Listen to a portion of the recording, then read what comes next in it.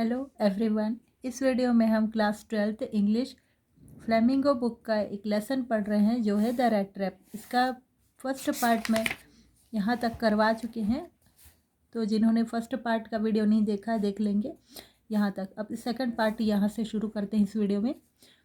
As he walked along with the money in his pocket he felt quite pleased with his smartness.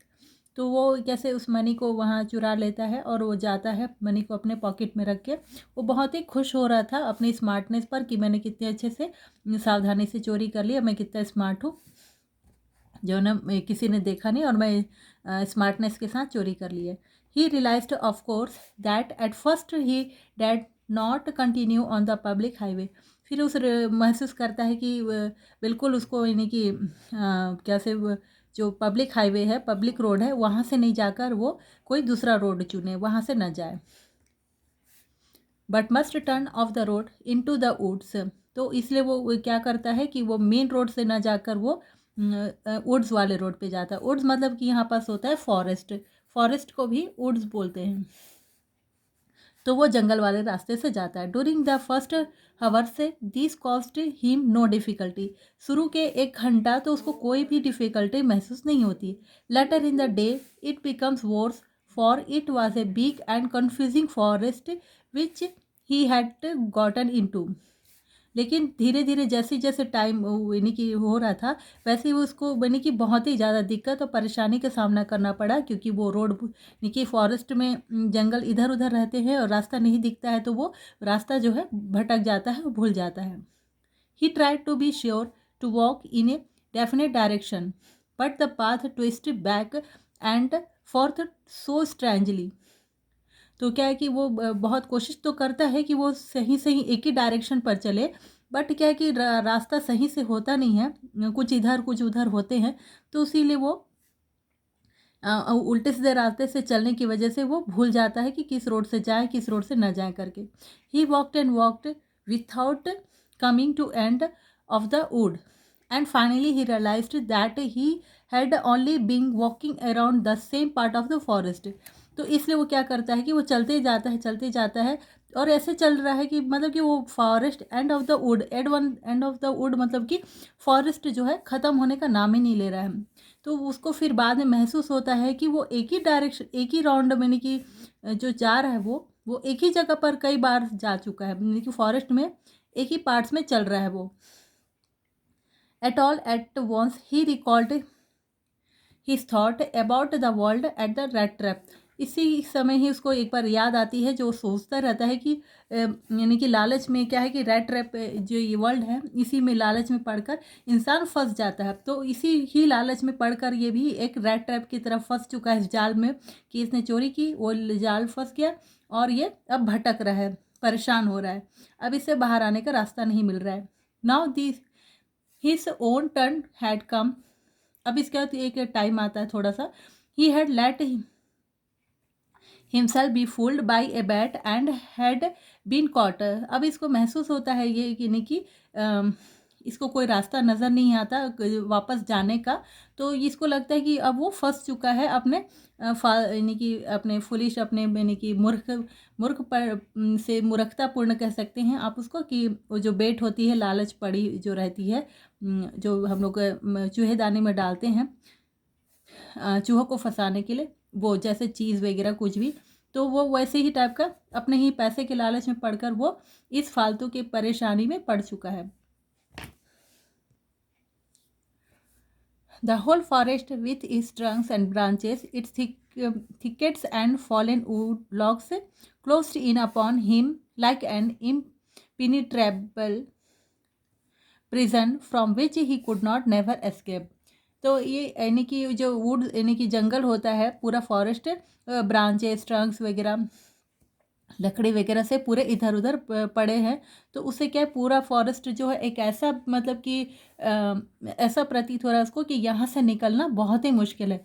इम्प्रिटेबल मतलब कि निकलना मुश्किल होना, किसी भी जगह से निकलना मुश्किल होना है ना। तो वो प्रिजन है, जैसे जेल रहता है, हम लोग वहाँ से नहीं निकल पाते हैं, उसी तरह ये जो जंगल है वहाँ से वो निकल पाने में मुश्किल है, असमर्थ हो रहा है, और यहाँ से निकल पाना भी काफ़ी परेशानी वाला काम हो गया है। It was late in December. Darkness are already descending over the forest. तो ये लास्ट इन दिसंबर, ये दिसंबर महीने की घटना है। Dark was already descending over the forest, अब क्या है, अंधेरा होने लगा है फॉरेस्ट में। देखिए फॉरेस्ट से क्या, अब तो अंधेरा हो ही जाता है, दिन से चल रहा है तो। This increased the danger and increased also his gloom and disappear.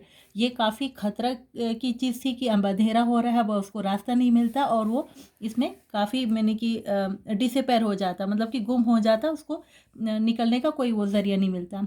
Finally he saw no way out and he sank down on the ground tired to death. तो फाइनली क्या ये देखता है कि वो मतलब कि रास्ता एकदम भटक गया है और इतना परेशान है, इतना थक गया है कि वो ग्राउंड में यानी कि बेहोशी सी गिर जाता है और जैसे कि मृत्यु की कगार पर पहुंच चुका है। Thinking that his last moment had come, उसको ऐसा लग रहा था कि अब ये मेरा मृत्यु क्षण आ गया है, मैं एकदम मरने वाला हूँ, मेरा अंतिम समय आ गया है। But just as he laid his head on the ground he heard a sound, a hard regular thumping. तो जैसे ही वो ग्राउंड में मतलब कैसे ज़मीन पर गिर जाता है, उसको वैसे ही एक साउंड सुनाई देता है।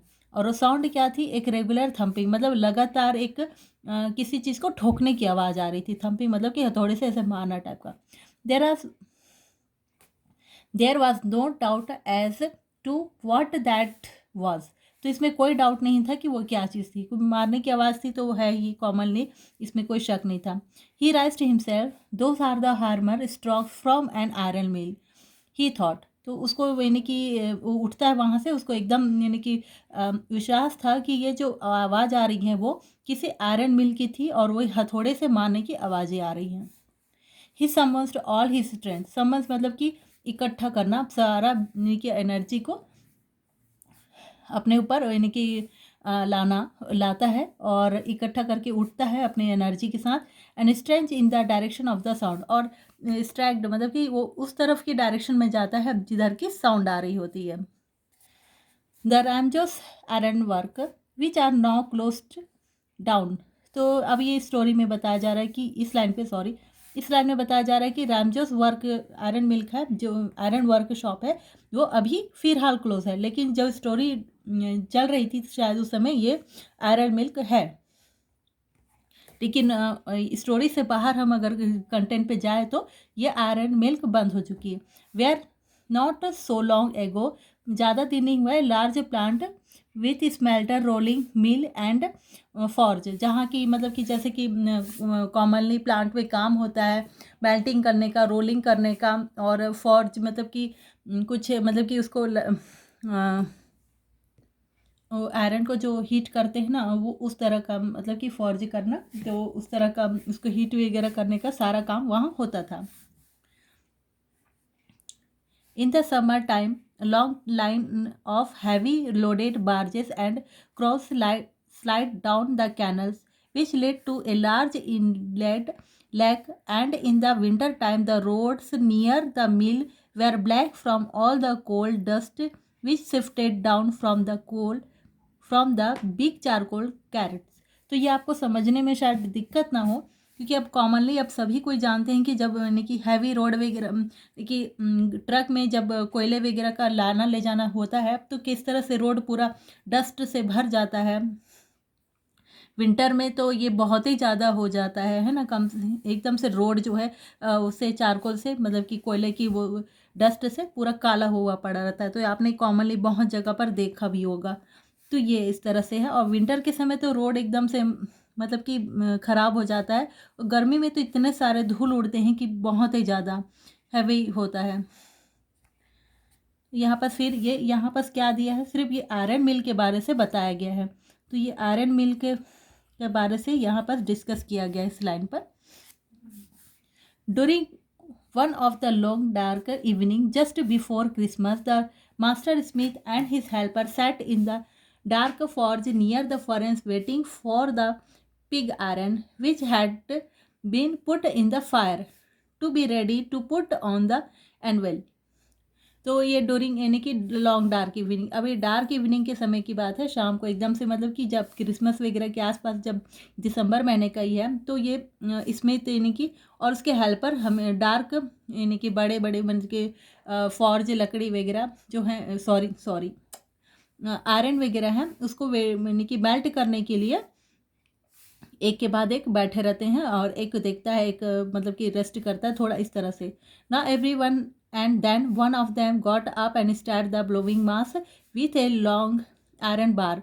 तो बड़े बड़े मतलब कि आयरन के जो टुकड़े होते हैं उसको एक देखता है, एक उसको यानी कि मेल्ट करता है, ऐसा कुछ है यहाँ। Returning in a few moment dripping and with preparation through as was the custom. He wore nothing but a long shirt and a pair of wooden shoes. तो वो क्या पहने थे, कॉमनली आयरन मिल में काम करने वाले पर्सन एक लॉन्ग शर्ट पहने हुए थे और वुडन के शूज़ पहने, क्योंकि इतने सारे यानी कि हीट में काम करने से शूज़ तो पूरे मतलब ख़राब हो जाएंगे, तो वुडन के शूज़ पहने हुए। तो यहाँ से यहाँ तक मैं आपको आयरन मिल वर्कर के बारे से बताया गया है, जहाँ 2 पर्सन वर्क कर रहे हैं, और उन वर्कर के बारे से आपको डिफाइन किया गया है कि वो वर्कर किस तरह की हैं और वहाँ काम कर रहे हैं।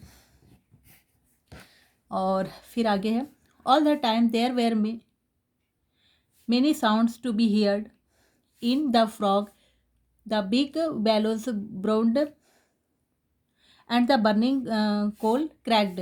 तो यानी कि दिन भर मतलब कि वहाँ पर क्या होता है, बहुत ही ज़्यादा साउंड सुनाई देता है फ्रॉग का, यानी कि जो यानी कि मशीनें लगाई रहती हैं। फिलहाल तो यहाँ पर वही है कि जो मतलब कि आयरन को मेल्ट करने के लिए जो पंखे हवा चलाए जाते हैं उसकी साउंडें बहुत आती रहती हैं, ये वो है।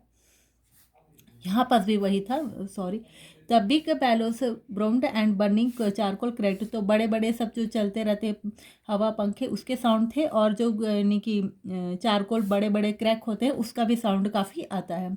The fire boy shoveled charcoal into the mouth of the furnace with a great deal of clatter।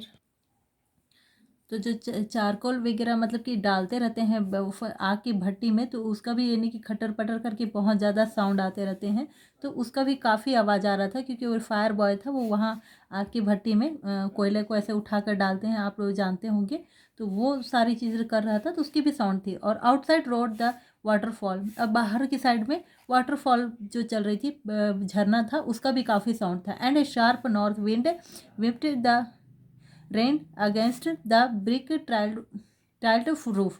तो ये जो वाटरफॉल था, और यानी कि जो टीन शीट वगैरह का रहता है ऊपर का रूफ, तो या सॉरी ये ब्रिक का रूफ है, तो उसमें भी काफ़ी साउंड आते रहता है झरने का, या किसी भी चीज़ का कुछ यहाँ वहाँ गिरता है तो उसका भी साउंड काफ़ी था। तो ये इस तरह का यहाँ से यहाँ तक में आपको साउंड के बारे से बताया गया है कि जो वहाँ पास मिल में साउंड हो रही है। तो ये 3 लाइन तो यूं ही ऐसे ही है आयरन मिल का, और ये पर्सन जो वहाँ वर्क कर रहे हैं, और ये साउंड का। चलिए इसके बाद स्टोरी के लाइन पर ही फोकस होता है शायद। It was probably on account of all this noise that the black Smith did not notice that a man had opened the gate and entered the forge until he stood close up to the furnace।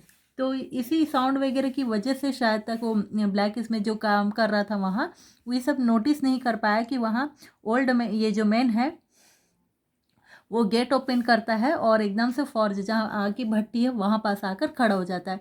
Until the stood close up the furnace, एकदम से जब तक वो close आके नहीं खड़ा हो जाता है वो रेड ट्रैप पर मैन, तो वहाँ तक कि मतलब कि उसको पता ही नहीं चलता।